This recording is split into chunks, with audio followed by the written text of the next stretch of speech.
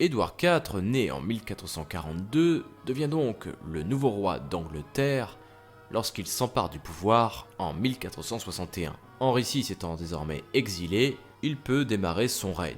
Il devra dans un premier temps asseoir son autorité. En 1468, il décide de forger une nouvelle alliance avec le duc de Bourgogne contre la France. Et il voulait à l'époque réenclencher la guerre de Cent Ans. Cependant, c'était une très mauvaise idée, puisque le roi de France, Louis XI, ne va pas du tout lui pardonner, et ce dernier, qui était un habile diplomate, va appuyer Henri VI pour son retour en Angleterre. Ce dernier réussira à remonter sur le trône le 6 octobre 1470. Mais Édouard IV ne se laisse pas faire et contre-attaque l'année suivante, réussit à faire prisonnier Henri VI, puis le fait assassiner avec son fils le 21 mai 1471. Les Lancastres sont définitivement évincés du pouvoir. Édouard IV peut de nouveau se tourner vers la France. En 1475, il débarque à Calais pour aider son allié Charles le Téméraire, le duc de Bourgogne, contre le roi de France, Louis XI. Mais le roi de France ne se laisse pas faire et va négocier le départ des Anglais.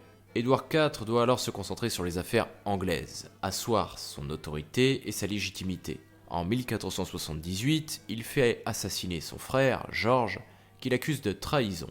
Il sera noyé dans une barrique. Finalement, Édouard IV mourra le 9 avril 1483 à l'âge de 40 ans. Son fils, Édouard V, lui succède, et il nommera son frère Richard comme protecteur du royaume.